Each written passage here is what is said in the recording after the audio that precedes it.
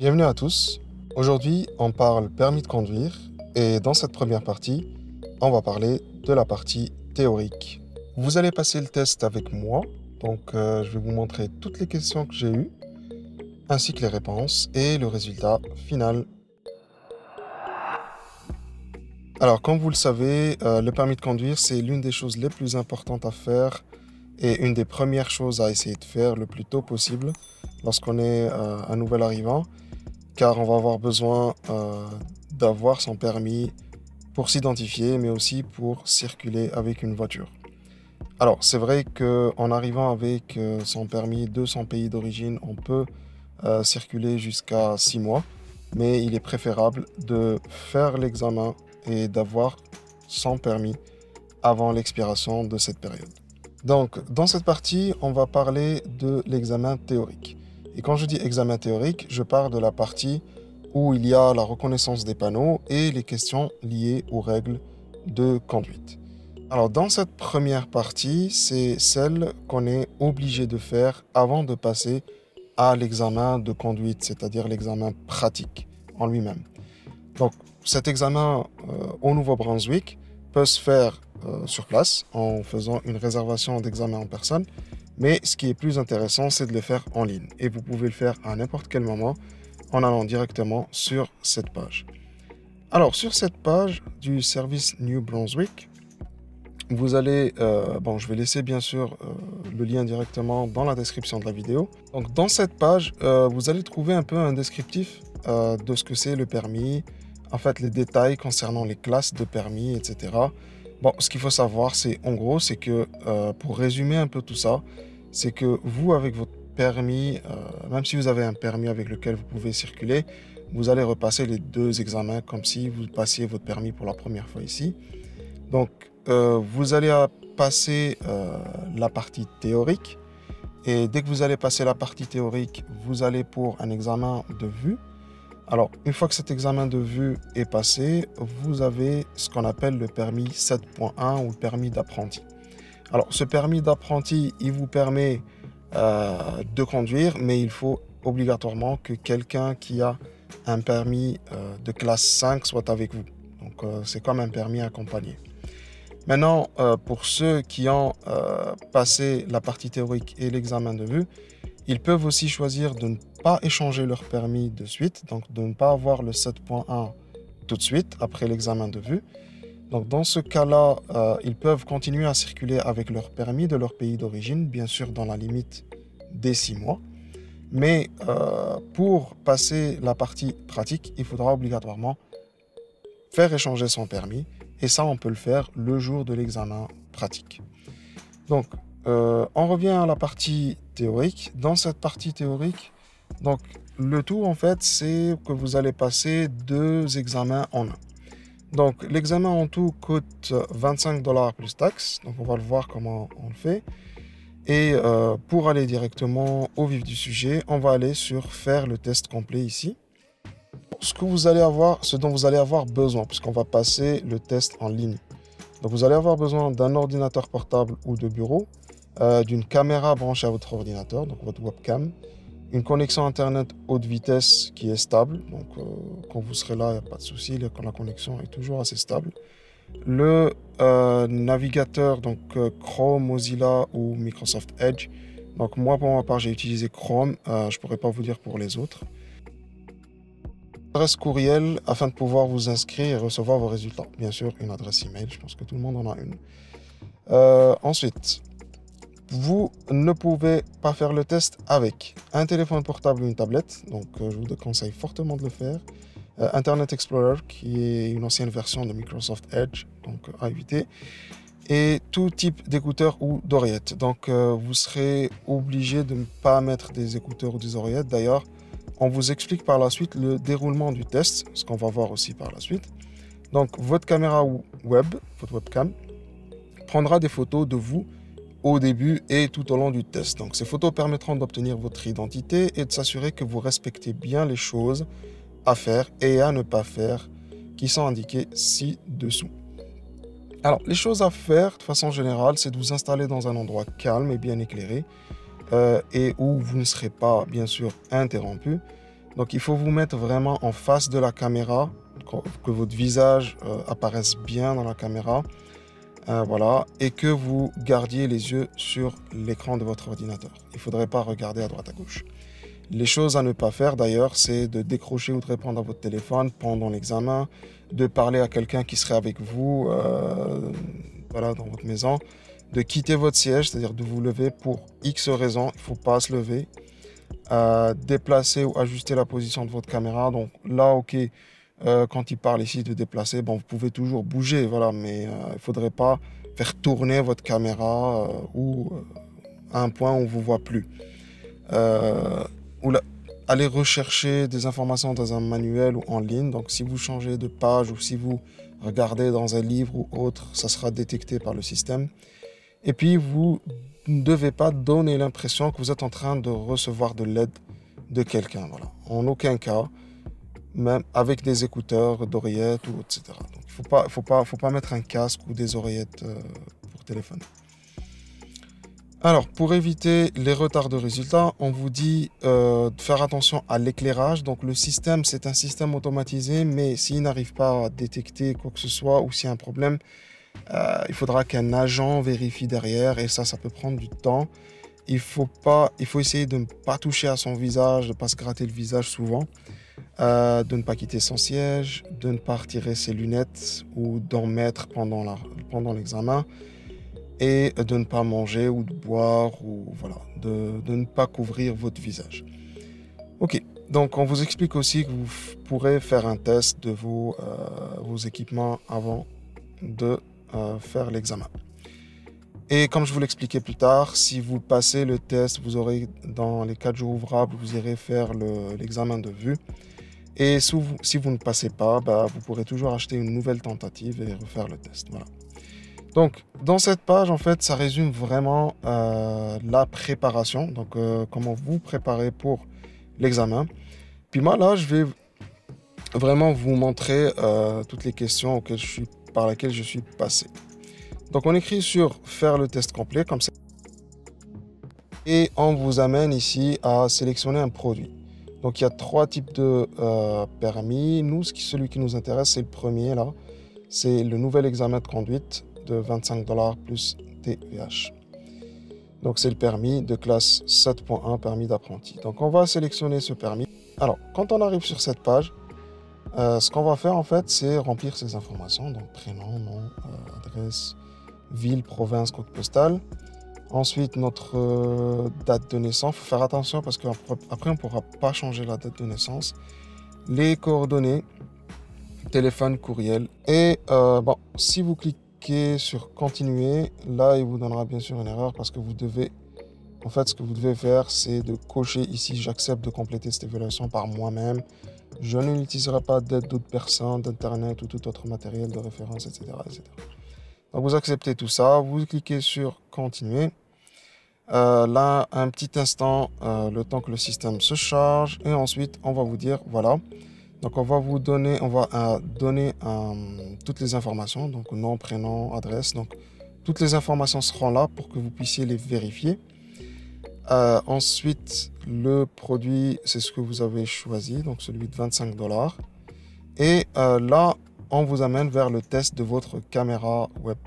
Donc maintenant, vous cliquez sur démarrer la caméra web. Donc lorsque vous allez cliquer sur démarrer, vous allez avoir une petite icône ici en haut, enfin une petite icône, un petit pop-up qui va vous dire d'autoriser la caméra. D'accord? Vous cliquez sur autoriser pour autoriser l'utilisation de votre caméra.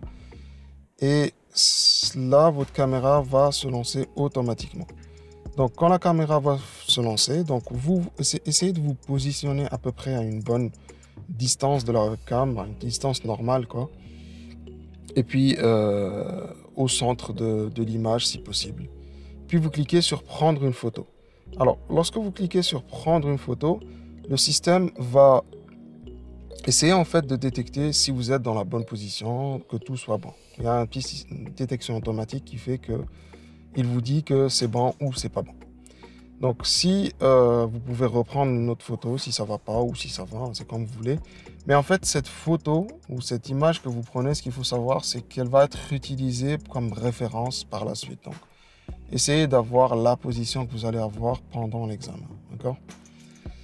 Ok, alors ensuite on clique sur continuer et là on vous amène bien sûr à la page de paiement. Donc on vous redonne en fait votre facture que vous allez payer et là vous avez trois moyens de payer: carte de crédit ou carte de débit Visa ou Mastercard ou par Interact. Il y a certaines institutions qui le font, pas toutes. Donc moi en ce qui me concerne, j'ai utilisé la carte de crédit. Donc vous remplissez toutes les informations et vous cliquez sur payer avec ma carte de crédit. Vous pouvez changer le mode de paiement ici. Alors, une fois que c'est fait, donc on vous dit que le paiement a été réussi, votre commande a été placée. Et là, on vous dit, en fait, dans cette page, vous avez l'accès directement aux deux sous-examens de la partie théorique. Donc, à l'examen de la reconnaissance du code de la route pour la conduite des véhicules, donc c'est les questions théoriques. Et vous avez la reconnaissance des panneaux routiers. Alors, vous pouvez passer l'un ou l'autre en premier, c'est comme vous voulez, d'accord? Moi, je vais commencer avec les panneaux routiers, puis je vais aller sur les questions. Là, on vous rappelle tout ça et bien sûr, on vous envoie un mail. Donc ça, c'est le mail de la facture avec ce que vous avez payé, d'accord? C'est pour vous confirmer que vous avez placé votre commande. Et un deuxième mail. Donc un deuxième mail, c'est pour... En fait, ce mail-là, il y a un lien qui vous amène à cette page-là, tout simplement. En fait, c'est ça. Et dans ce lien-là, on vous redonne votre code d'accès au cas où vous cliquez sur le lien. Vous copierez ce code pour le mettre pour qu'on vous reconnaisse, quoi. Voilà, donc ça, c'est vraiment la première partie pour commander en fait l'examen en ligne, donc la partie théorique. Donc, nous, on va commencer par les panneaux routiers. Donc, sans plus tarder, on va aller sur l'examen. Donc, je vais vous montrer toutes les questions que j'ai eues, ainsi que mes réponses, d'accord? Elles ne sont pas toutes correctes. Donc, j'ai fait 2 fautes, si je me rappelle bien. Je vous laisse à chaque fois, en fait, un petit moment. Vous regardez le panneau, vous essayez de voir les réponses. Et puis là, moi, je vais vous montrer ce que j'ai choisi et on verra à la fin le résultat. Bien, alors on passe au panneau routier. Alors, dès qu'on clique sur le bouton pour les panneaux routiers, on nous emmène ici. Alors ici, vous allez soit voir le code déjà écrit ou pas. Donc, c'est le code que vous avez reçu par mail. Vous le copiez ici et vous mettez votre date de naissance en fait pour confirmer que c'est bien vous. Donc, on clique sur continuer et là, on vous dit sur le statut de texte, on vous dit bienvenue avec votre nom. Votre test est presque prêt à commencer. Donc, on vous explique que vous avez 30 minutes, 20 questions, échoué 0, 15 et réussi 16 sur 20. Donc, si vous avez 16, 17, 18, 19 et 20, vous réussissez. Donc, vous avez droit en fait à 4 erreurs et pas plus. Et là, on va vous demander en fait de prendre une nouvelle photo. Donc, vous cliquez une nouvelle fois sur démarrer l'appareil photo. Vous essayez bien sûr de vous mettre dans la même position. Donc, moi, je me suis mis un peu dans la même position. Et on prend une photo. Alors, une fois qu'on clique sur prendre la photo, vous voyez, il y a un petit instant où il y a une validation. En fait, on valide, on va comparer la photo qui a été prise avant avec celle-ci pour voir si c'est la même personne. Si c'est bon, on vous dit merci, la photo fournie est valable pour l'utilisation. Donc, c'est encore une nouvelle photo de référence pour la suite. D'ailleurs, vous allez remarquer pendant tout le test, votre caméra sera en fait ouverte. Même si vous ne voyez pas à l'écran, vous allez voir que votre webcam est allumée durant tout le test. Donc, une fois que c'est bon, on clique sur procéder au test. Alors, on arrive sur cette page.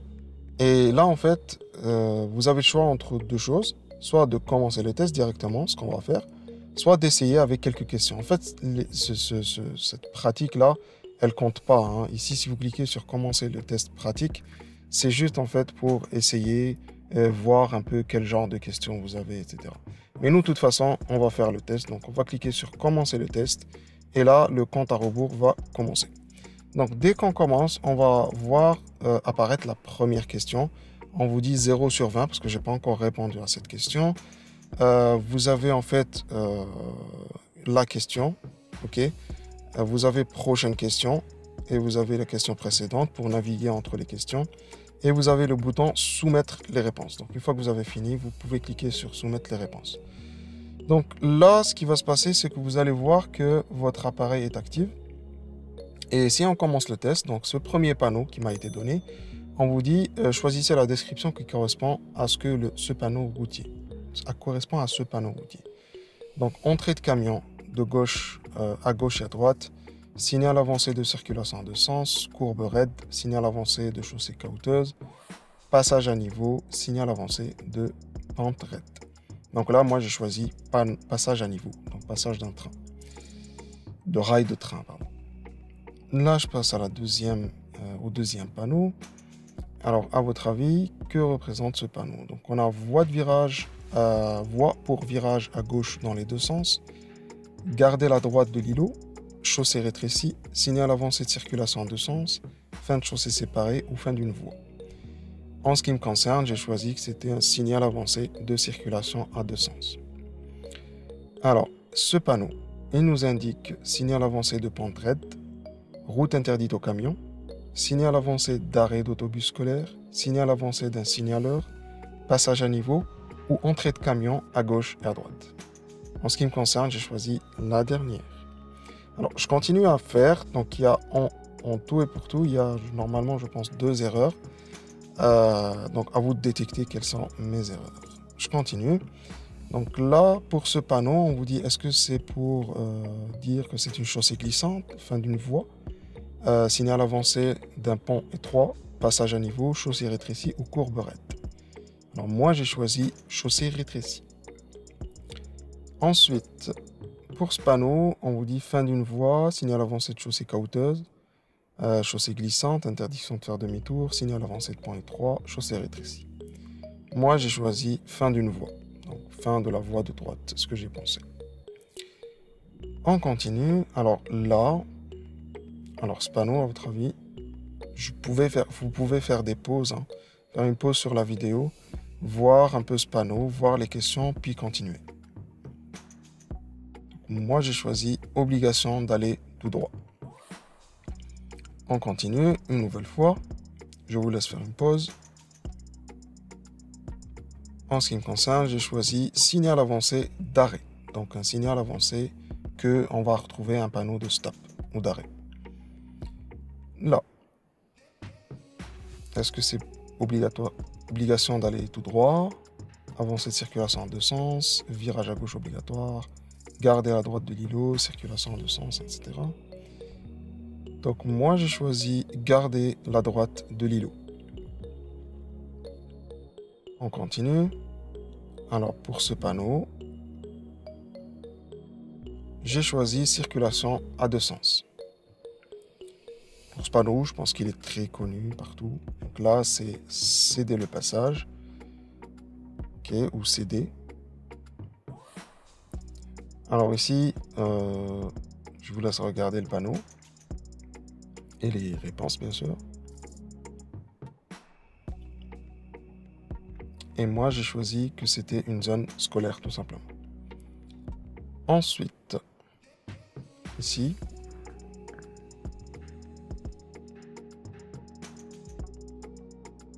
j'ai choisi signal avancé d'un signaleur.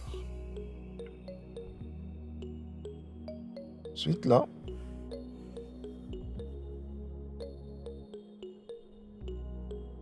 j'ai choisi signal avancé de chaussée caouteuses. Puis là,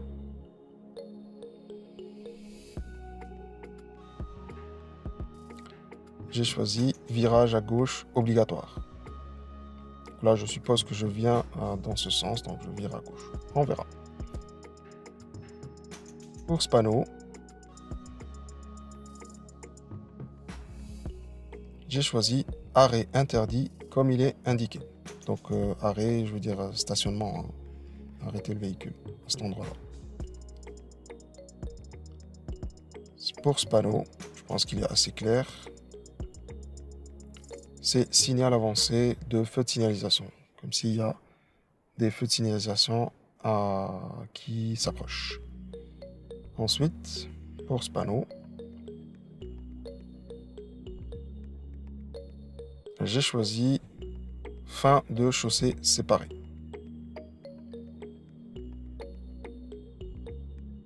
Pour celui-ci,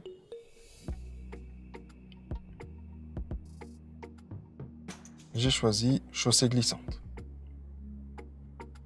Pour celui-là, alors celui-là aussi, il est vraiment très clair. Donc là, j'ai dit arrêt, stop. Voilà. Alors oui, je profite d'être sur ce panneau pour vous indiquer en fait qu'il y a des panneaux dans lesquels il ne faut pas se tromper, d'accord? C'est des panneaux comme, je dirais, comme des panneaux presque éliminatoires, vous voyez? Des panneaux concernant les stops, arrêts et les zones scolaires sont des panneaux très très importants. Donc il faut vraiment éviter de faire des erreurs dessus. Et pour ce panneau, donc le dernier panneau, j'ai choisi véhicule lent. Voilà. Donc là, j'ai répondu aux 20 questions. Il me reste juste à cliquer sur soumettre les réponses. Donc là, êtes-vous prêt à soumettre votre test? Donc on vous demande si vous êtes vraiment sûr de vouloir soumettre toutes les questions. Donc, parce que vous pouvez revenir en fait à tout moment aux autres questions et choisir. Donc moi, je vais revenir un peu. Alors ici, vous voyez, vous avez le temps qui vous reste. Donc vous voyez, vous avez en fait en gros 30 minutes. Mais vous pouvez passer le test très très rapidement. Et là, il me restait 24 minutes. J'avais tout le temps de vérifier tous mes panneaux. Donc dans ce cas-là, si vous êtes sûr de vous, il suffit juste de cliquer sur soumettre et vous confirmez la soumission. Donc une fois que vous commencez votre soumission, donc merci, nous avons reçu votre soumission d'évaluation. Et en fait, vous allez attendre un petit moment, le temps d'avoir votre résultat. Donc après un tout petit moment d'attente, vous allez voir, donc calcul terminé, chargement du résultat, et on vous dit que voilà, vous avez réussi votre test. Donc en ce qui me concerne, le score final était de 18 sur 20, donc j'ai fait 2 fautes. Vous devrez recevoir sous peu une copie de vos résultats, donc vous allez recevoir en fait un mail, et on va vous donner aussi en fait plus bas les questions dans lesquelles je me suis trompé, enfin les panneaux dans lesquels je me suis trompé.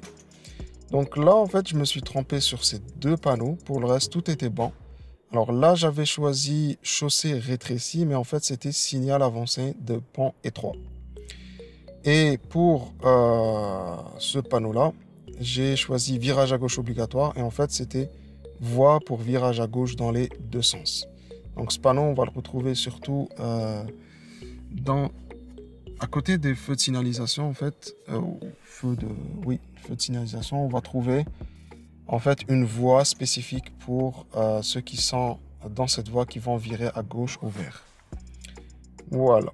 Donc ça, c'était pour les panneaux. Donc une fois que vous avez ces panneaux, enfin vous avez passé ce test, vous êtes normalement censé recevoir un email qui vous confirme tout cela.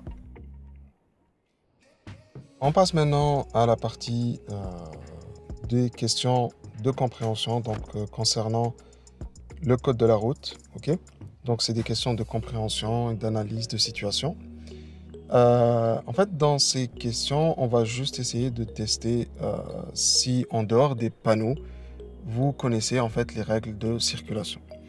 Et avant de commencer cette partie, j'insiste sur le fait qu'il y a un PDF, donc un manuel concernant les panneaux et le code de la route, spécialement pour le code de la route aussi, que vous pouvez retrouver sur le site, et je vous laisse en fait le lien pour le télécharger directement dans la boîte de description. Donc pour commencer la partie pour les règles de conduite, bien sûr, si vous n'avez pas passé les panneaux routiers, vous ne pourrez pas passer en fait cette partie-là. Vous devez en fait choisir un des examens. Lorsque vous passez un, vous pouvez faire le deuxième. Mais si déjà pour les panneaux routiers, vous n'avez pas passé les 16 sur 20, là vous n'aurez pas accès au deuxième examen. Vous devrez refaire l'examen au début, pardon. Donc là, je clique sur commencer pour commencer la première partie, donc la partie concernant le code. Et donc, encore une fois, je vais remettre mon code d'accès, celui qu'on a reçu par mail, et la date de naissance pour vérifier. Pareil, donc pour la caméra, on démarre l'appareil, on prend une photo, on valide la photo. Une fois qu'elle est valide, on clique sur procéder au test. Et là, on arrive sur la même page, donc on va vraiment commencer le test et on va cliquer sur commencer les tests pour commencer les questions. Alors, les questions que j'ai eues.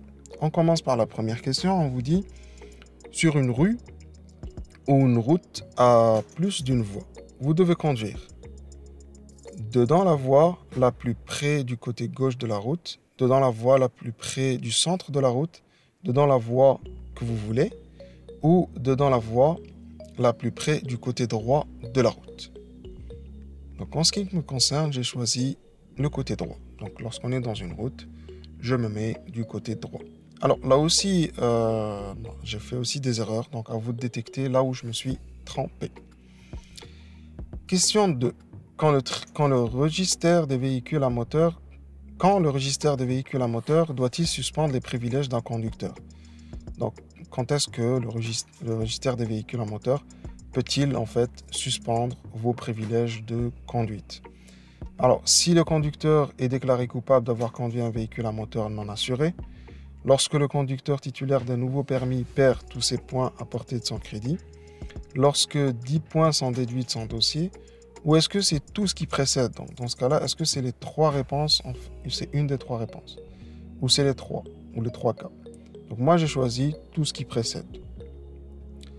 Ensuite, on vous dit, lorsque vous stationnez votre véhicule sur une pente descendante, lorsque vous êtes dans une descente, vous devez redresser les roues et appliquer le frein de secours, donc le frein à main, braquer les roues dans le sens opposé à la bordure ou au côté de la route et appliquer le frein de secours. Donc, par exemple, si vous êtes stationné dans une descente à droite, est-ce que vous tournez en fait vos roues vers la gauche? Ou appliquez uniquement le frein de secours, ou braquez les roues vers la bordure, donc vers le trottoir ou le côté de la route, et appliquez le frein de secours. Donc, en fait, si vous stationnez à droite dans une descente, est-ce que vous devez mettre le frein à main et tourner vos roues avant vers la droite? Donc, en ce qui me concerne, j'ai choisi cette dernière-là. Ensuite, et il est illégal au Nouveau-Brunswick de posséder et d'utiliser des détecteurs de radar. Alors là, vous dites vrai ou faux, donc je dis vrai. Question 5. Lequel des énoncés suivants sur les inspections de sécurité du véhicule à moteur est vrai? Donc, concernant l'inspection, qu'est-ce qui est vrai ici? Est-ce que les véhicules à moteur doivent faire l'objet d'une inspection de sécurité aux intervalles prescrits? Le registre des véhicules à moteur peut exiger une nouvelle inspection du véhicule à n'importe quel moment.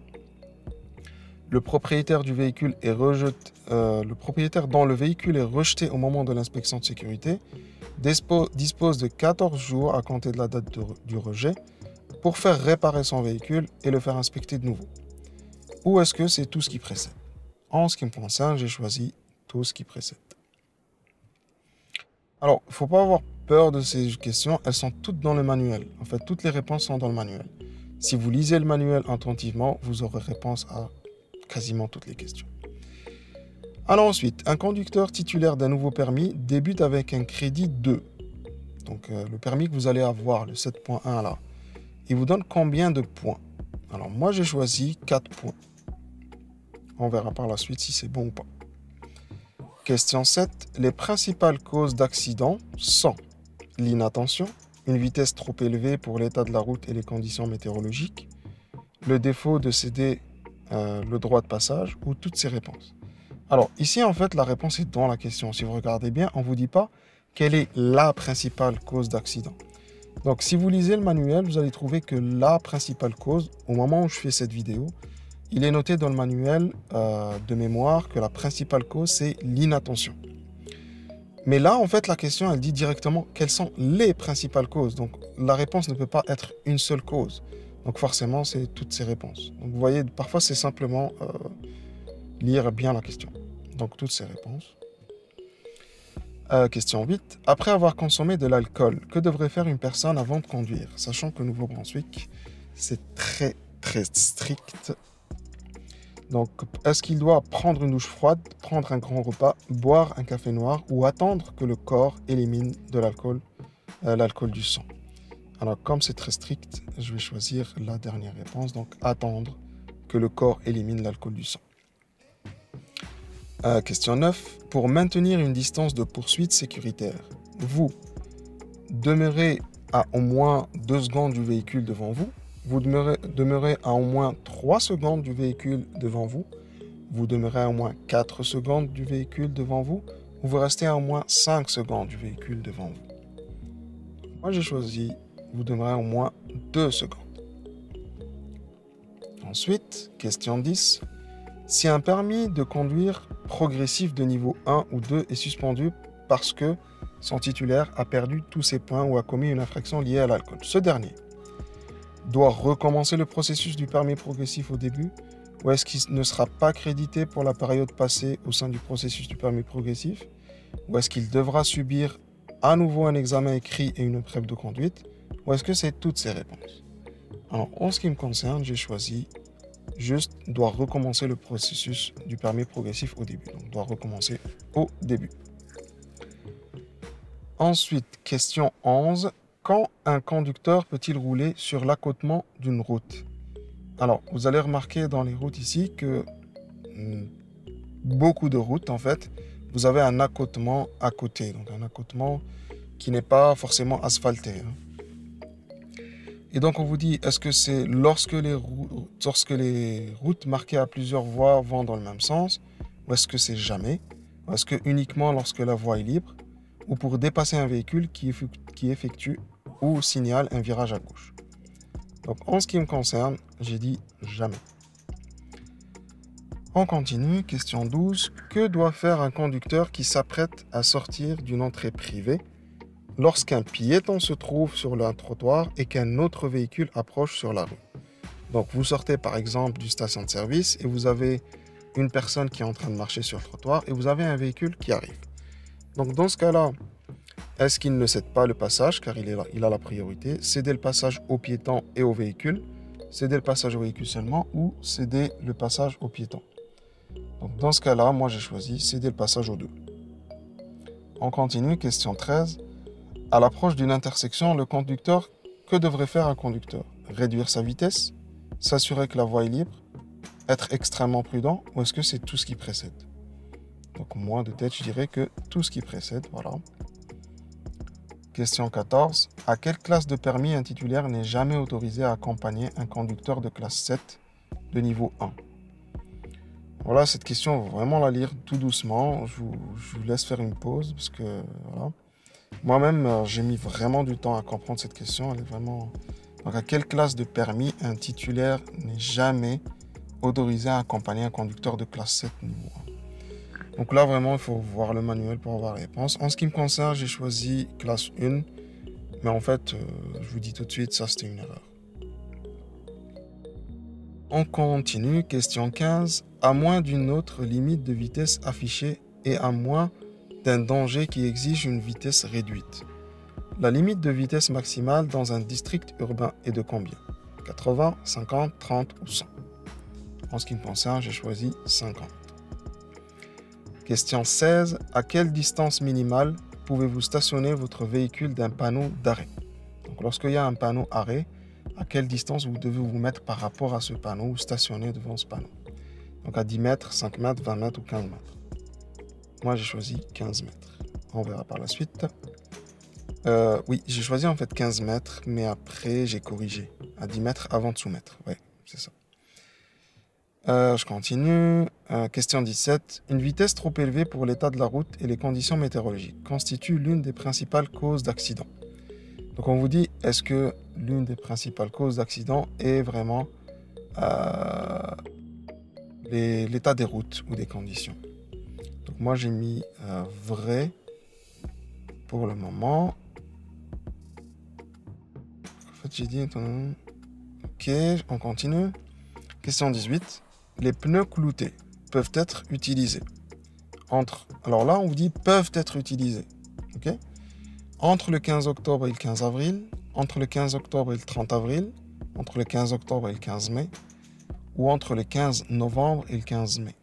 Donc les pneus avec des clous, c'est les pneus d'hiver, mais voilà, avec des clous.